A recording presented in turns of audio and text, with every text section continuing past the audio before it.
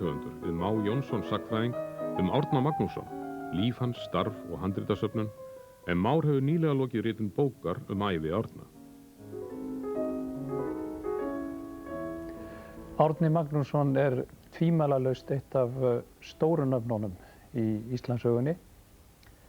Sjálfskipaður á peningaseðla og heiðursgestur á tyllidögum. En það eins með Árna og svo mörg íslensk mikilmenni að þegar að maður ætlar að ganga nær þeim og þekkja þá betur, þá grípur maður oft í tómt. Ævisaga Árna eftir Finn Jónsson kom út fyrir bráðum 70 árum síðan og síðan hefur lítið verið hann fjallað. En nú þessa dagana að koma út ævisaga Árna Magnússonar eftir Má Jónsson, sagnfræðing, og að því tilefni erum við staddir hér í mánudagsspjalli og ég vildi byrja á því að spyrja þig, Már. Hvað það sem við getum vitað mann sem var uppi fyrir 270 árum? Við getum vitað það sem hann skildi eftir sig. Við getum þekkt það, getum kynnst því. Nú, hann var þeim hæfileika gætur að hann safnaði hlutum, hann safnaði ekki bara handritum, heldur safnaði hann eigin gögnum. Hann hélt mjög vel til haga sendibréfum sem hann fékk, sendibréfum, afritum af sendibréfum sem hann sendi eða uppköstum. Nú, og ýmsum vinnugögnum sínum, ýmsum reikningum og einkapapírum, þessu hélt hann og geymdi í einhverjum öskjum eða pökkum. Og það með því að gramsa í þessu, og sumt af þessu hefur verið gefið út, annað ekki, og með því að gramsa í þessu og skoða líka þau handrit sem hann skrifaði sjálfur, lét skrifara sína skrifa, og þau handrit sem hann átti og vann með því að skoða þetta allt saman, þennan gagnabanka Árna, skulum segja, þá hægt að kynnast honum. Já, það sem þetta gífurlega bréfasafn, bæði þessi mörg hundur bréf sem hann skrifaði og þessi bréf sem hann fékk sem að bregður þá upp þessari þjóðlífs- og mannlífsmynd sem að þú kannski móðar úr. Jú. En Árni sjálfur, ef við göngum nú bara beint að hans ævisögu og hans upphafi, hver var hann? Já, það má segja að Árni Magnússon hafi verið prestssonur úr Dölum. Faðir hans var prestur reyndar þegar hann fæddist en misti svo embætti vegna þess að hann hélt fram hjá konu sinni. Varð síðan sýslumaður, en Árni ólst upp hjá afa sínum og ömmu. Afi hans var prófastur í Hvammi í Dölum og Árni var þar fyrstu árin og síðan hjá móðurbróður sínum sem tók við af föður sínum, áfram prestur í Hvammi í Dölum, þannig Árni var þar. Og já, sem sagt afi Árna séra Ketill, að hann hann fræðimaður líka. Hann ekki bara prestur, heldur bókasafnari og handritasafnari. Hann var fræðimaður og einn svona mikilvirkasti og að talið þótt enginn hafi virkilega rannsakað það, svona einn hæfasti skrifari íslenskra miðaldarrita miðja 17. öld. Það þessi vakning sem Brynjólfur biskup, Þorlákur biskup voru með fyrir svona 1630–1640 og Ketill einn af þáttakendunum í því og lét eftir sig talsvert safn handrita sem hann hafði sjálfur skrifað. Þannig að Árni, strax frá blautu barnsbeini, þá kynnist Árni menntun og fræðum og elst kannski upp við ákveðin svona praxis í faginu. Það má gera ráð fyrir því að þessi handrit hafi verið þarna. Reyndar dó Ketill þegar Árni var 7 ára. En þær endurminningar sem Árni skrifaði gamall einstök handrit, hann skrifaði aldrei mjög sjaldan einstök handrit, og þá virðist mér mega ráða að hann muni eftir skinnbókum sem voru á heimilinu, hann man eftir og þetta virðist vera svona úlingsárum jafnvel á barnsárum sem hefur tekið eftir þessum hlutum. En skólaganga hjá svona 18. aldar Íslendingi, hvernig var hún? Hann væntanlega byrjar í einhvers konar námi hjá þá afa sínum? Já, bróðir hann skrifaði stutt æviágrip þegar Árni var látinn og svona rifjar upp og segir þá að Árni hefði byrjað hjá afa sínum, síðan lærði hann hjá þessum móðurbróður sínum sem var séra Páll Ketilsson í Hvammi. Nú byrjaði að læra latínu 6 ára, grísku 10 ára og fær bestu menntun sem unnt að fá á þessum tíma hjá hámenntuðum mönnum sem höfðu báðir siglt til Kaupmannahafnar og lært þar. Pabbi hans var líka lærður í Kaupmannahöfn. Og síðan fór hann í Skálholtsskóla, þá svona 16-17 ára gamall, eins og prestssynir gerðu. Já. Og síðan, hvað eftir 3 ára námi í Skálholti, þá fer hann til Kaupmannahafnar? Þá fór hann til Kaupmannahafnar og átti væntanlega að feta sömu slóð og faðir hans, móðurbróðir afi, að taka þetta 2 ára guðfræðipróf, 2 ára guðfræðinám við Hafnarháskóla. Og síðan sneru þessi menn aftur og þeir sem höfðu háskólamenntun frá Hafnarháskóla gengu þá fyrir bestu brauðum og hann hefði hugsanlega tekið við Hvammi sjálfur ef hann hefði farið þessa leið. En hvað var það sem kom upp á? Hvað var það sem breytti hans ferli? Já, ég veit hvort það fór eitthvað úrskeiðis eða hvort það var til láns, og ég myndi nú segja að það væri til láns miðað við það sem síðar gerðist, að hann komst í kynni við Tómas Bartholín sem var nokkrum árum eldri en hann, af mjög góðum háskólaættum þarna í Kaupmannahöfn og var orðinn kornungur, opinber fornfræðingur konungs, sem hafði það embætti með höndum að rannsaka sögu Danmerkur, sögu Norðurlanda, danska ríkisins. Og hann vantaði Íslending til að þýða fyrir sig, til að lesa fyrir sig, taka upp úr ritum, Íslendingasögum, konungasögum og svo framvegis, og hafði verið danskur maður í vinnu hjá honum, en síðan tók Árni við þessu starfi bara ár eftir hann kom til Kaupmannahafnar og var í því í 6 ár. Já, þannig að þarna víkur Árni af þessari braut prestsins og fer inn á þessa filológísku, eða hvað, braut? Já, fer inn á þessa filológísku braut sem var og er þá, þetta er einstakt tækifæri sem hann hafði þarna fengið og hann einhvern veginn, stekkur á það og nýtir það sér til fullnustu. Nú síðan fer hann frá Kaupmannahöfn, er það ekki, í reisu til Þýskalands og er hvað á 3. ár í Þýskalandi? Já, það var algengt og svona menntamenn í Danmörku, Noregi, vildu endilega komast og fóru margir til Frakklands, Þýskalands, Hollands, jafnvel lengra, Ítalíu, Spánar á þessum árum. Þurftu til þess peninga sem Árni hafði ekki, en honum bauðst það að fara á vegum Háskólabókasafns að athuga bókasafn sem var í Stettin í Þýskalandi og síðan fékk hann einhverja menn, fjársterka menn, valdamikla menn í danska embættiskerfinu til þess að styrkja sig áfram við rannsóknir í Leipzig aðallega og þar var hann í hálft 3. ár og menntaðist óskaplega mikið á náði þessu tökum á þessum evrópska grunni sem hann hefði aldrei getað fengið í Kaupmannahöfn og hvað þá á Íslandi. Myndirðu segja að Árni hafi haft sambærilega menntun og svona skást gerðist í Evrópu? Hann hafi verið sambærilegur við aðra evrópska menntamenn á þessum tíma? Kannski ekki alveg, sko. Hann hefur þetta guðfræðipróf, tók það eftir 2 ár. Hann tók ekki magistersgráðu, þannig að formleg menntun hans var ekki mikil.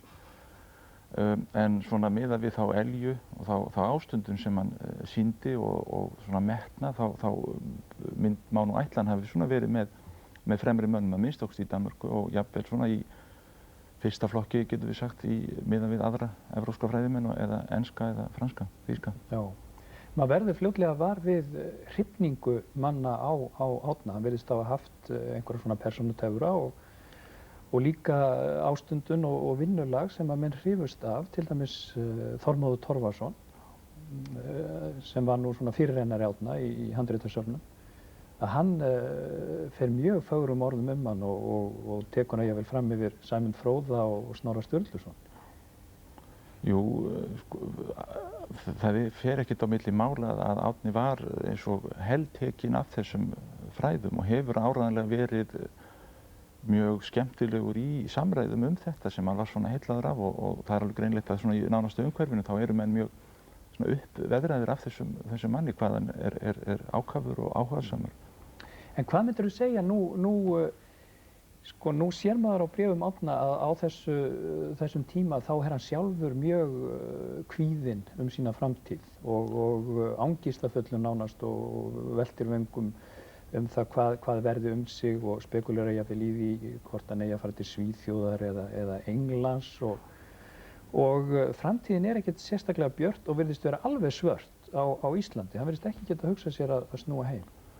Hann gæti ekki hugsað sér að snúa heim því að þá hefði hann hefði getað fengið eitthvað gott embætti, þetta var æðstu embættunum, orðið biskup eða lögmaður, en það voru mjög litli peningar miðað við það sem hann vissi að gat verið að fá í Kaupmannahöfn og svo bara aðstæðurnar allar alveg hörmulegar, engin bókasöfn, engin aðrir fræðimenn til að tala við, eða mjög fáir, eða þá langt í burtu og fyrir utan bara húsakynni og allt, hann vildi verið í Kaupmannahöfn, það sem kjöraðstæður hans voru.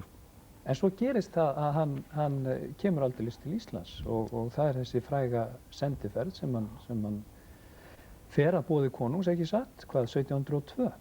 Jú, það aðdragandinn að því eða tilefni var að voru ógurleg harðindi hér í lok 17. aldar, hafísár, frostavetrar, uppskjörubrestir, ekki til gras, óx, kýr dóu, kindur dóu. Fólk féll úr hungri, hundruðum saman.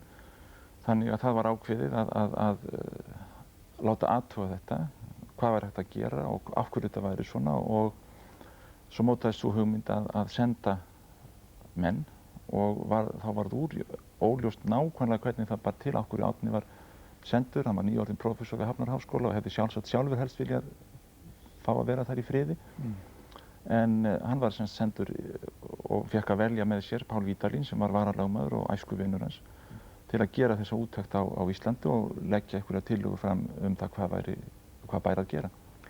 Og þeir sem sagt, þetta er 10 ára prójekt, tekur 10 ár og þeir hvað flengjast allt Ísland, gera úttekt á bæjum og fólki, það jarðabókin og síðan þetta manntal sem á það ekki að vera einstætt á þessum tíma að heil þjóð sé tekin manntali.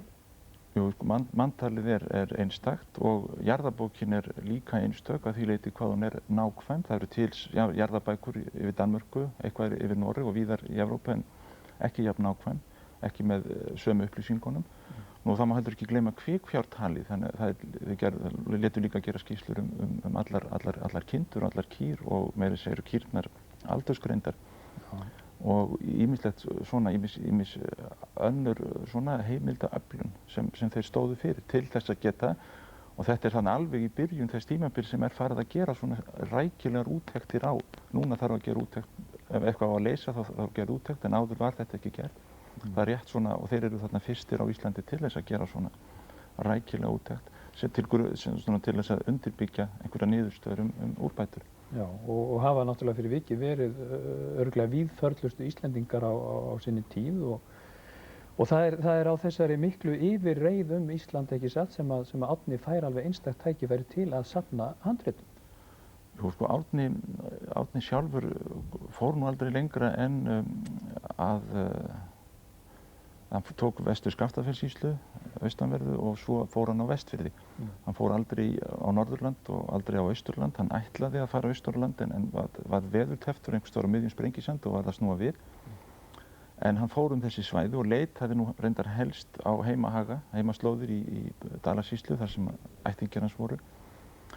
En þar voru líka svona auðugustu handritamiðir en svo má segja, þar voru flest handritin varðveitt. Þannig að hann notaði þessar ferðir og til dæmis þessi ferð hans vestur í Ísafjarðarsýslu. Greinilegt að hann spurðist allstaðar fyrir handrit og var þá búinn að kynna sér það jafnvel áður hvar þau gætu verið. En það er ekki bara þessar ferðir heldur er það þá tækifærið að vera á Íslandi og geta skrifað bréf. Hann var með, það er svona gróft reiknað á nærri 200 manns sem hann fékk handrit hjá á Íslandi á þessum 10 árum. Hjá sumum bara smá snepla, öðrum eitthvað pínlítið ómerkilegt en hjá öðrum mjög merkar hluti. Já. En það er ekki bara þessi handritasöfnun, heldur vefst hann inn í alveg hrikalega deilur sem að verða honum örlagaríkar, ekki satt? Jú, hann kemur til Íslands sem einkavinur og samstarfsmaður Páls Vídalíns Páll Vídalín var deilugjarn og flæktur þegar inn í alls kyns ágreining við Gottrúb lögmann, Müller amtmann sem voru þarna hæstráðandi. Stuðningsmaður þeirra tveggja, eða Páls, var Jón Vídalín, frændans. Þannig að Árni tekur strax afstöðu með þessum mönnum og hinir þá auðvitað andstæðingar þeirra bregðast ókvæða við og það verður þarna talsverð valdabarátta og andstæðingarnir ná, skulum segja, undir tökunum svona eftir að þeir eru búin að vera í 5 ár og konungur og rentukammer í Kaupmannahöfn orðin vondauf að nefndin fara að skila nokkur af sér, þannig að þeir eiginlega voru komnir í ónáð. Já, en það er eins og að kaupmenn og valdamenn á Íslandi hafi myndað eins konar bandalag gegn Árna. Hann er mjög gagnrýninn á ástandið á Íslandi og hann er mjög gagnrýninn á embættisfærslu íslenskra embættismanna og það er eins og það sé þarna eitthvað samsæri í gangi, ekki satt, sem að fleiri vefjast inn í eins og Magnús frá Bræðratungu. Árni og Páll tóku strax til hendinni og ætluðu að gerðu rækilegar skýrslur til konungs, til stjórnvalda í Kaupmannahöfn, þar sem kaupmenn voru gagnrýndir og teknir í gegn, lögmenn voru teknir í gegn, amtmaður var tekinn í gegn og öll valdastéttin var tekin í gegn. Þannig að það var svo sem ekkert óeðlilegt að þeir tækju saman höndum og reyndu að hnekkja þessum mönnum, þessum hugmyndum og gerðu það með því að svara og róa undir í Kaupmannahöfn og það vegna þess hvað jarðabókarverkið tók langan tíma, þá tókst það. Já. En þar með stíga náttúrulega fram á sviðið þekkta persónur eins og Magnús í Bræðratungu og Þórdís Jónsdóttir, öðru nafni Snæfríður Íslandssól. Jú. Og náttúrulega þessi Arnars Arnius Íslandsklukkunnar og þá dettur mér í hug þetta þessi mynd sem að Halldór Laxness er búinn að draga upp af þessu fólki í sínu skáldverki Íslandsklukkunni. Hvernig kemur hún þér fyrir sjónir sem sagnfræðingur? Já, hún hefur verið mér talsverður fjötur fót, skulum við segja. Æskileg vinnubrögð væru hjá mér sem sagnfræðingi að meta bréfin, meta þær heimildir sem til eru. En út af þessari skáldsögu, þessari ágætu skáldsögu, þá er ég alltaf spurður umsvifalaust hvað með.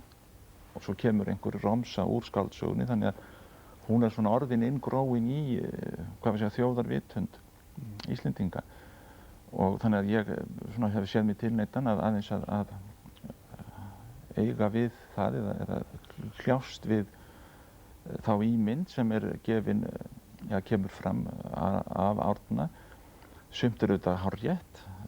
Réttlætiskennd Árna er lýst mjög vel, kannski ekki alþýðu vinur beinlínis, ekki engin byltingarsinni, en hefur áður mjög mikla samúð með alþýðunni og barðist fyrir ákveðnum málefnum í þágu alþýðunnar gegn jarðeigendum og valdastétt. En svo er auðvitað önnur atriði eins og þessa frelsishetju hugmynd sem er tímaskekkja og á ekki við og að ekki sé nú talað um málana í Íslandsklukkunni, Þórdísarmálið eða Snæfríðar Íslandsklukkun. En já, það er eitt atriði sem að þú hefur eiginlega hnykkt svolítið sérkennilega á og haldið jafnvel heilan fyrirlestur og það er kvensemi Árna Magnússonar sem að þú hefur eiginlega dregið í efa. Ég sjálfsögur ekki dregið í efa. Það hefur enginn sagt neitt um hana nema Halldór Laxness. Og reyndar líka Sigurður Ólason, lagfræðingur, sem skrifaði nokkuð svæsna grein Þórdísarmálið eða Bræðratungumál. En það var eftir að Íslandsklukkan var komin út og svona innblásið af henni. En það hafði enginn áður mikið talað um þetta. Finnur Jónsson, Hannes Þorsteinsson, Kristján Kålund sem hefði áður skrifað Árna, Jón Sigurðsson hefði ekki gert neitt úr þessu vegna þess að þegar gögnin eru skoðuð og það er mín niðurstaða eftir gaumgæfilega athugun á þessum málskjölum öllum og þau eru til í talsverðum magni að þetta er ekkert annað en tilhæfulausar ásakanir Magnúsar Sigurðssonar í örvæntingu yfir því að konan hans að fara frá honum og vill ekkert með hann hafa og vill skilnað og jafnframt það að Árni var þarna vinur Jóns Vídalíns biskups sem var mágur Þórdísar og stuðningsmaður hennar og Árni sem sagt studdi Þórdís í þessu máli og neitaði öllum málaleitunum Magnúsar um liðsinni. En samt sem áður, samkvæmt svona samtíma lýsingum, að þá hefur Árni verið fjallmyndalegur maður og örugglega mjög skemmtilegur og hann var náttúrulega piparsveinn, eða hann kvænist mjög seint, ekki satt? Já, hann kvæntist 45 ára. Og þá segir sagan til fjár? Já, svona kannski til öryggis frekar eða svona afkomutryggingar að hann giftist ekkju. Miklu eldri en hann? Líklega 20 árum eldri og átti þó nokkrar eignir, átti hús við hliðina á hellinni og einhver verðbréf og þegar þau lögðu saman þá Árni átti líka hús eða fékk hús hjá háskólanum, mjög stórt og fínt hús og hafði mjög góða tekjur á þessa tíma mælikvarða með svona tekjuherri embættismönnum. Þannig að þegar þetta kom saman þá var þetta orðið ansi gott bú. Já, þannig að hann þarna 50 eiginlega kominn í friðarhöfn með sín handrit og tækifæri til þess að stunda sína fræðimennsku, en þá dynja ósköpin yfir. Þá dundi ósköpin yfir. Hann þurfti nú reyndar að vera 8 ár nærri handritalaust, því hann hafði tekið það með sér til Íslands og svo var ófriður og hann fékk þau ekki aftur fyrir haustið 1720. En það sem þetta gerði og hefði geta gert út Árna, við höfum ekkert þurft að vita hann neitt endilega, hefði þessi bruni sem varð í Kaupmannahöfn, að þriðji hluti miðborgar Kaupmannahafnar reynilega fór í rúst, brann til kaldra kola, þar á meðal hús hans og allur háskólinn. En það tókst á síðustu stundu að bjarga megninu af hans safni. Meirihluti bókarnas brann, það eru látna að mæta afgangi en skinnhandritin björguðust nærri til öll og svona megnið af pappírshandritunum, það týndist eitthvað af hans eigin pappírum, nótum, seðlum sem hann hafði safnað til bókmenntasögu og þvíumlíks.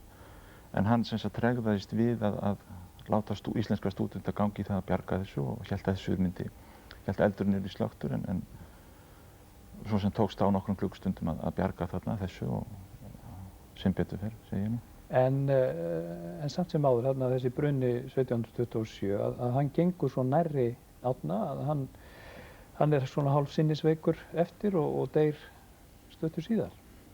Hann var, 65 ára að verða og menn lifðu nú kannski ekki öllu lengur þá, eða hann var orðinn nokkuð kominn til ára, nokkuð orðinn roskinn, en svo sem aldrei verið heilsuveill. En þetta að hann missir húsið, hann missir þarna talsvert og hann hélt sjálfur að hann hefði misst miklu meira en hann hafði í raun misst, hann hafði ekki yfirsýn yfir þetta lengur, þess að hann komið bara fyrir í geymslu.